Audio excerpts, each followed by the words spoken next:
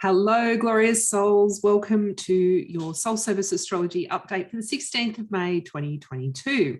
I'm Kel Gunter. I'm a 13-sign sidereal astrologer. That means that the astrology that I refer to is where you can observe the planets in the sky. So it's where astronomy informs astrology.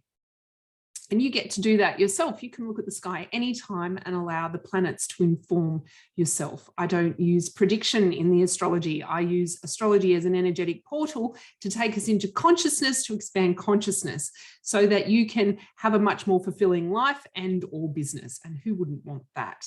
If you're interested in working with me, you can go to soulserviceastrology.com and see the options there. But please do subscribe, because each week I have one of these celestial downloads, so to speak. And also I do shorts throughout the week. So it gives you little top-ups of energy for you to work with. All right, without further ado, let's see what's happening in the skies, literally in the skies, this week as I share my screen. Okay, so you should be able to see the birth chart in front of you. And of course, it's not a birth chart, it's a transit chart for Monday, the 16th of May, 2022. We start the week off with a lunar eclipse in Libra. Yes, don't listen to all the other astrology out there. The moon, if you could observe it, I'm in the southern hemisphere, so we won't be able to observe the full lunar eclipse this time, would be in the constellation of Libra. Please do look at the sky. If you're in a location that's, I think, predominantly in the northern hemisphere, you should be able to see the full lunar eclipse. Most people, when they participate in a lunar eclipse, they do look at the sky. So please notice that it is in the constellation of Libra. All right. How can this support our awakening consciousness? How can this support the evolution of our consciousness within our life? Okay, so let's think about what a lunar eclipse is. The moon represents our feelings and our emotions. The moon moving through the Earth's shadow, so it's moving through a shadow, so it becomes less illuminated on a full moon. So that's what we are. We have a full moon on the 16th of May, but it's going to appear eclipsed. It's going to appear in shadow. So first of all, on a full moon, it's a great time to check in with your emotions. Emotions and feelings might be running high. It's a really great opportunity to check in with how am I feeling? Because if we think about the first law of, or one of the laws, not necessarily the first law, because they're all the first laws, aren't they? The law of correspondence, how we are talking to ourselves, and then the law of vibration, how we are feeling, will actually program our reality. And I think that we all realize that when we're either feeling stressed or emotional or anxious or perhaps depressed, and we continue feeling that, that's all we continue seeing, right? So this is a really great opportunity to check in with, how am I feeling? Is this how I want to continue feeling? And if it's not, the lunar eclipse is a great opportunity to do shadow work. What is shadow work? You know, it's a great phrase. I like it. Oh, do some shadow work. It's taken me a while to work out what shadow work is. And essentially at its core is you go into the subconscious and you commune with your subconscious and you shift any thoughts, beliefs, feelings that you have about yourself, because that's the law of the one mind you have about yourself. And then you return, and then that should be shifted out of your subconscious, because the subconscious just does exactly what it's told to do. Now, if you want some practices in relation to shadow work or the subconscious, you can look up subconscious basement journey and have a look into that. Or you can be guided into meditation and allow your intuition to guide you where it thinks you should go and the information that you need to receive in relation to your subconscious. There are a lot of practices. You can contact me and ask me for support if you need support to do some shadow work or subconscious basement journeying. Oh, also, you can also look up an Akashic Records practitioner. I would recommend finding a good one to help you journey into the Akashic Record, because that's journey into your subconscious. So that's what we can do on a full moon, and in particular, a lunar eclipse. In Libra, the energy is asking us to come back into a harmony. So it is attempting to harmonize our inner world with our outer world. So it's a harmony between our lunar inner space and our solar outer space. So if we are examining the subconscious and we do go in and we identify things in there that we don't necessarily like about ourselves, and usually, you know, you're onto the right thing when that happens, and you can start to transmute those beliefs and those limitations in you, then your solar outer sphere will start to change. So I would suggest, you're going to receive this video a few days before the full moon lunar eclipse. Start feeling into what your subconscious is telling you, and your subconscious will talk to you through either pain in the body. You might be having some interesting dreams that have meaning for you. You might be hearing a song that you haven't heard for a long time, or there may simply be a knowing. I get particularly emotional around the full moon, and I know then there's a signal for me to go and sit with my feelings and emotions about what's coming up for me. So that is the full moon lunar eclipse on the 16th of May, and it's in the constellation of Libra. At the same time, it's forming a T-square, and the apex of the T-square is Saturn. So T-square energy is Mars energy. It's there to make us strong. So if we can sit with some really gunky feelings that we might have for ourselves, because typically we are our own worst enemy. So if we are sabotaging ourselves, we're feeling that it's all our fault, but we can sit with those feelings and then allow the Magus, the magician, to show us a pathway out. Then through that, we're going to build strength and stamina. Even if you just sit with those gunky feelings under the lunar full moon, the lunar eclipse, you're going to get stronger because you're willing to sit with those horrible feelings. Now, you might think that you can sit with those horrible feelings, but our ego can be quite sneaky. There are a number of ways within our modern society, modern Western, very white privileged society that I live in, that you can, of course, shove your feelings down and layer things on top of it and not deal with your subconscious or your feelings and emotions that are coming up. And of course, there's alcohol, there's food, there's shopping, there's scrolling relentlessly on social media, all those sorts of things. So I'm asking you, the beginning of this week, you may need to drop some of those illusions, some of those addictions, some of those habits. Allow yourself to feel, perhaps it feels really uncomfortable, but from my memory with whenever I do this, there's always a bucket of gold on the other side, and I always feel lighter because I've usually shifted something, right? So that's the beginning of the week. Let's move forward to the 17th. And the 17th is really still sitting with that full moon energy. So I'm not going to add anything in there for you. But then on Wednesday, the 18th of May, Neptune and Mars become conjunct. Now last week, we had Mars come into Pisces. So we still have quite a bit of energy in Pisces. So let's recap. What does that mean? There is a focus on our mystical intelligence. What is our mystical intelligence? It's a complete interconnected human intelligence. It involves the body and the mind. It involves our environment. It involves our feelings and emotions, and it involves the non-local consciousness that is all around us and that we're wrapped in and that we are part of and we are it, right? So it's not separate. So there's this call, a raising of consciousness for us to come back and realize that we are quite multifaceted, and there's not just one part of ourselves that we should be privileging. Now, keeping that in mind, when we have our focus and our drive and our attention and our passions come into and connect with Neptune, there is a focus, a drive, and perhaps an opening up to what if I'm interconnected to everything, and what if I want to focus my attention on that interconnection rather than focusing my attention on just one specific component of my human intelligence, of being human.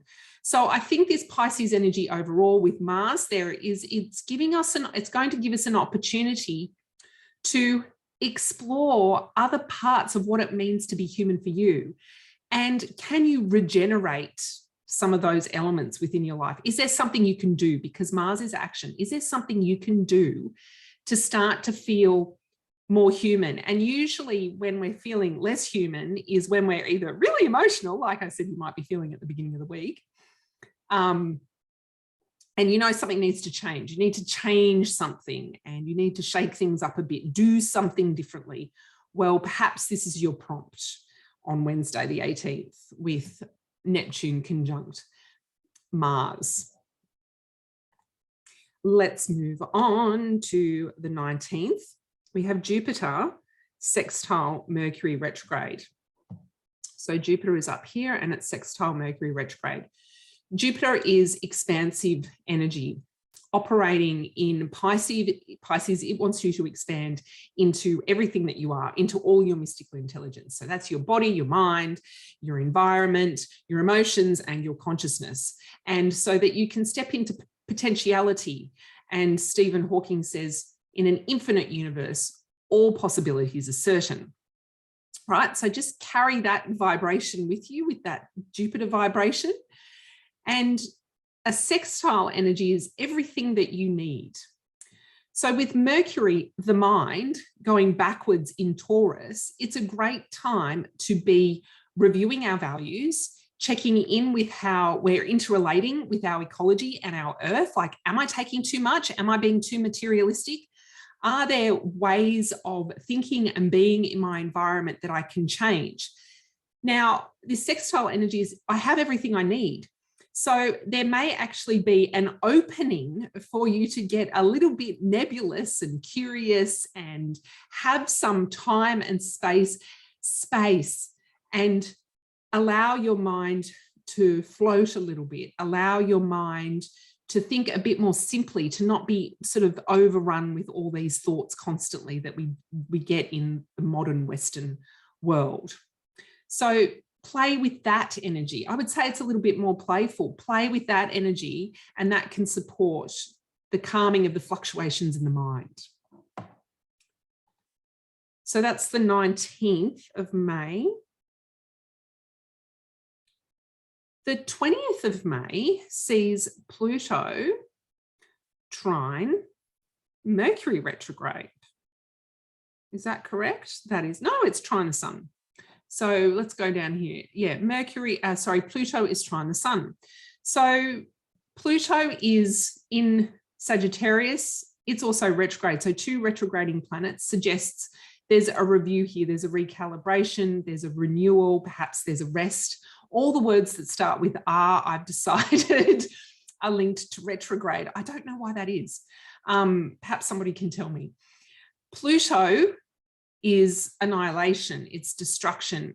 And in Sagittarius, which is very liberating energy, it wants to liberate us of the beliefs that are holding us back, the beliefs that are holding us back from stepping into those possibilities that are actually certain. But of course, our mind and our humanness can sometimes hold us back. Trine energy is easeful, it's flow, and this is moving over to our sun. So embrace some ease and flow and grace in relation to what it is that you're creating and building this lifetime. Yes, you'll be checking into making sure it's value aligned and making sure that you're not taking too much from the planet, treading softly, moving with softness and moving with more simplicity and spaciousness. And perhaps there's an embracing of this with this trine energy. Perhaps if more of us could embrace spaciousness and simplicity, we would consume less and we would feel better about ourselves because we wouldn't be chasing the addiction to things to make us feel better. So there's some opportunities for you to inquire in relation to Pluto, which is retrograde trine the sun in Taurus.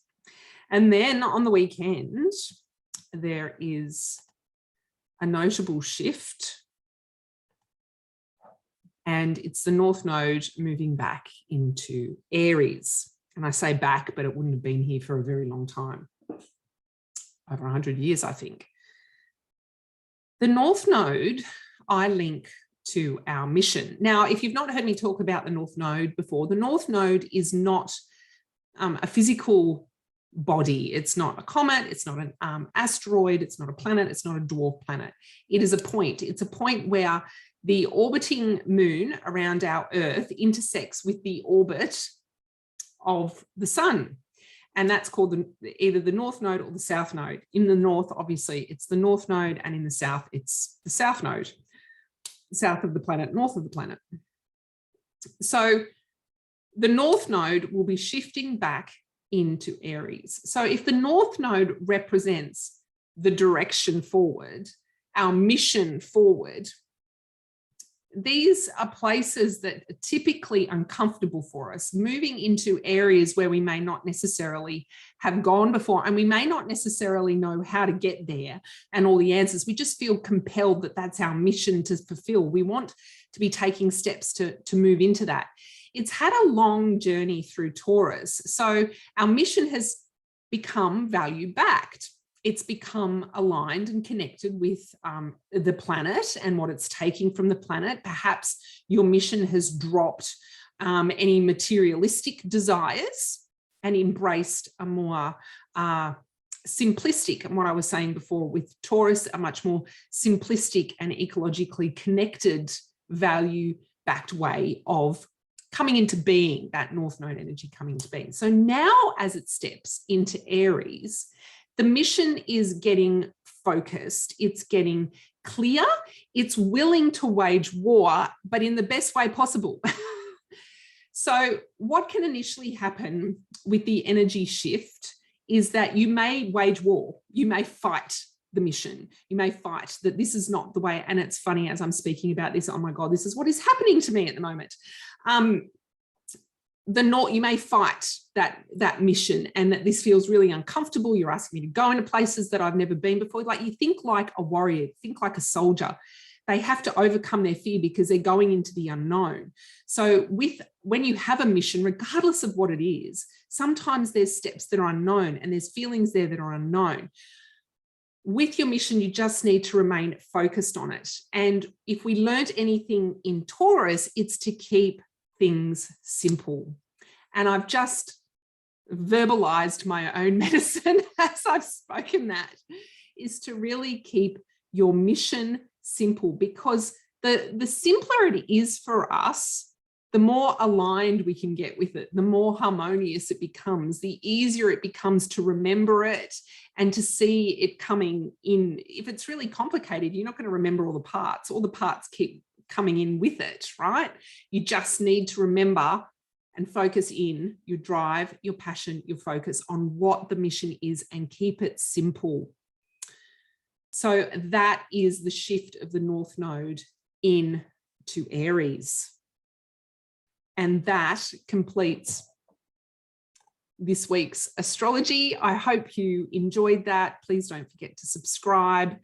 And if you would like to work with me, you can go to soulserviceastrology.com and check out how to work with me. I do birth chart evaluations, and I have a program coming up where you get to illuminate, to initiate your regenerative creator and really start to embody your celestial alchemy and regenerate towards it. It will be illuminating. It might be a little bit uncomfortable, but at the end of it, you will definitely be focused in on your mission, your vision, your values. You will have a conceptual life plan founded on your desires and your goals for this lifetime.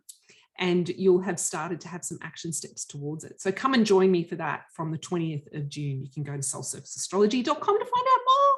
That is it from me this week. Have a glorious week, and I will see you next week. Bye.